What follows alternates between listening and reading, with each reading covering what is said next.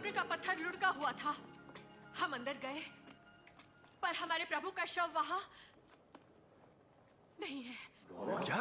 प्रभु का शव नहीं है? और दो मनुष्य हमें दिखे, स्वर्गदूत चमकते सूर्य समान, और हमसे ये कहा, तुम जीवित को मृतकों में क्यों ढूंढती हो? ये सच है।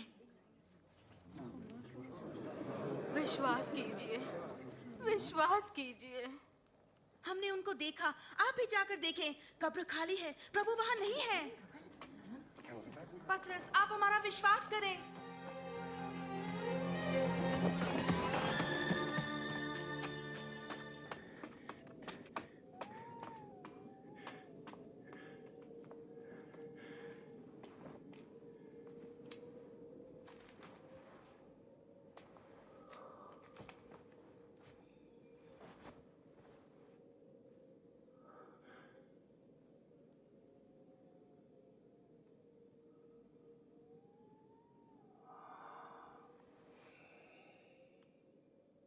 प्रभु यीशु दो शिष्यों पर प्रकट हुए और वे उत्साह भरे अपने साथियों के पास गए। प्रभु सच में जी उठे हैं, वे पतरस को दिखाई दिए।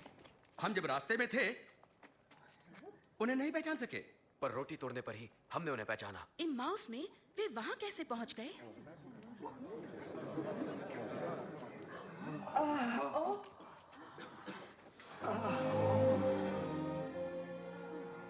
तुम्हें शांति मिले।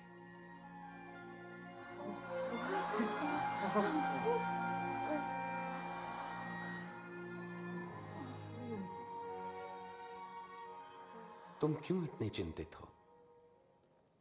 तुम्हारे मन में शंका क्यों उठ रही है? देखो मेरे हाथ और मेरे पांव, और जान लो कि ये मैं ही हूं। मुझे छुओ तो पहचान लोगे, क्योंकि आत्मा के हड्डी और मांस नहीं होता जैसा मुझ में देखते हो। मैं यही बातें तो करता था जब तुम्हारे साथ था, कि मेरे विषय में मूसा की व्यवस्था, भविष्यवक्ता के लेखों और भजन संहिता में लिखा सब पूरा होना था। यही तो लिखा है कि मसीह को दुख उठाना और तीसरे दिन मृतकों में से जी उठना है। उनके नाम से पश्चाताप और पाप क्षमा का संदेश यरूशलेम से लेकर सारे संसार में प्रचारित किया जाएगा। तुम इन सब बातों के साक्षी हो, और मैं स्वयं अपने पिता का वचन तुम्हारे लिए पूरा करूंगा। स्वर्ग से सामर्थ्य पाने तक यरूशलेम में ही प्रतीक्षा करते रहना।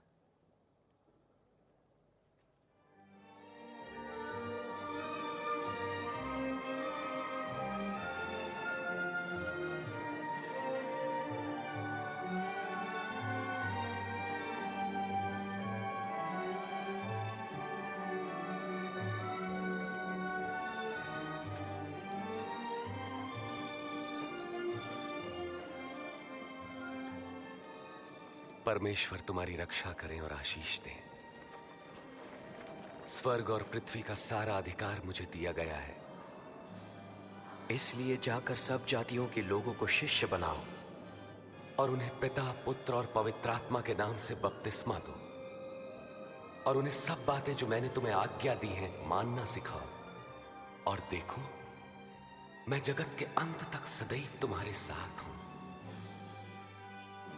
आमीन।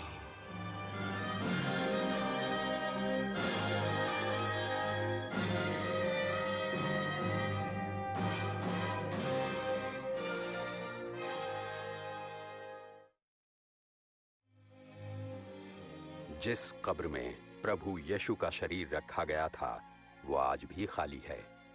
क्रूस पर अपनी मृत्यु के 3 दिन बाद वे मृतकों में से जी उठे।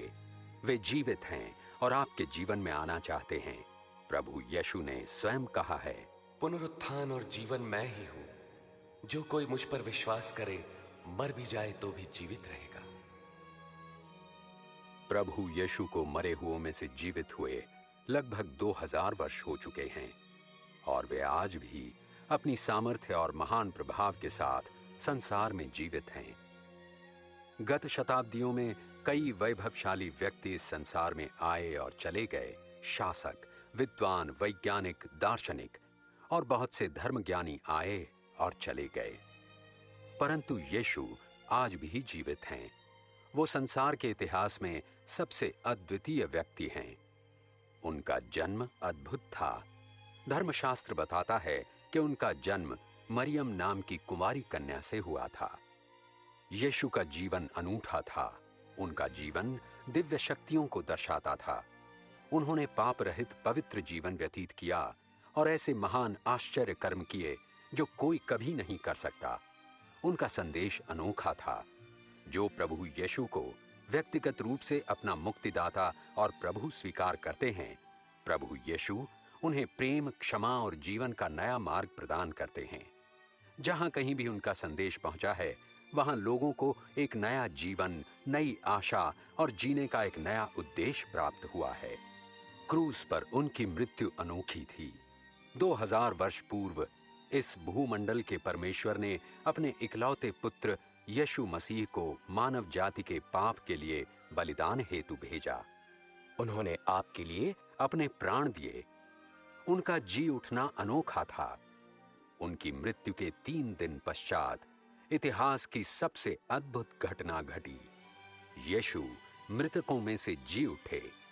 उनका जन्म, उनका जीवन, उनकी मृत्यु और उनका पुनरुत्थान, ये सभी प्रमाणित करते हैं कि प्रभु यीशु अपने दावे के अनुसार वास्तव में मनुष्य जाति के उद्धारकर्ता और परमेश्वर के पुत्र हैं। यही यीशु ख्रिस्त आज भी जीवित हैं। वे चाहते हैं कि आपके जीवन में आएं, आपके पाप क्षमा करें और आपको भरपूर जीवन जीने की सामर्थ्य दें। उनके वचनों पर ध्यान दें। हे सब परिश्रम करने वालों और बोझ से दबे हुए लोगों, मेरे पास आओ, मैं तुम्हें विश्राम दूंगा। मार्ग, सच्चाई और जीवन मैं ही हूं। बिना मेरे कोई पिता के पास नहीं पहुंच सकता। पवित्र शास्त्र बाइबल हमें बताती है कि सब ने पाप किया है और परमेश्वर की महिमा से वंचित हैं।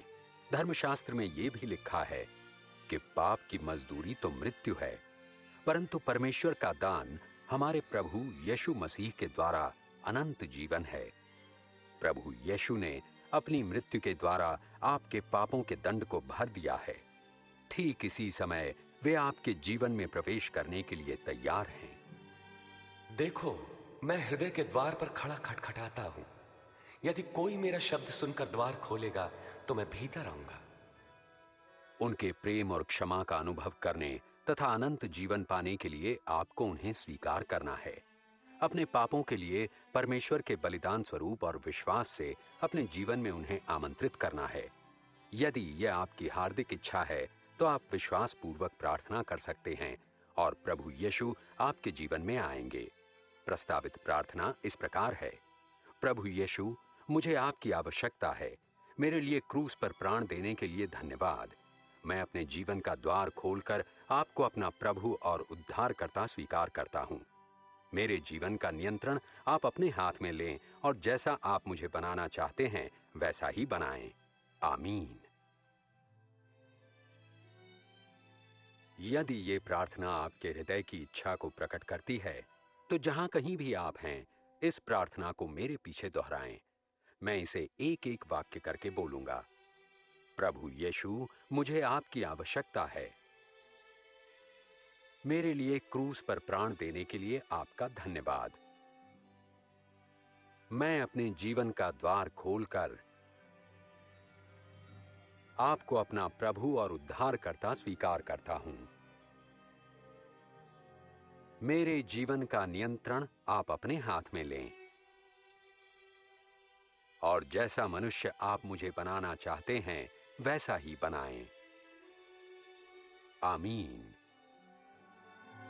यदि आपने विश्वास की ये प्रार्थना की है और प्रभु यीशु को अपने जीवन में आने का निमंत्रण दिया है तो निस्संदेह विश्वास कीजिए कि अपने वचनानुसार वे आपके जीवन में आ गए हैं।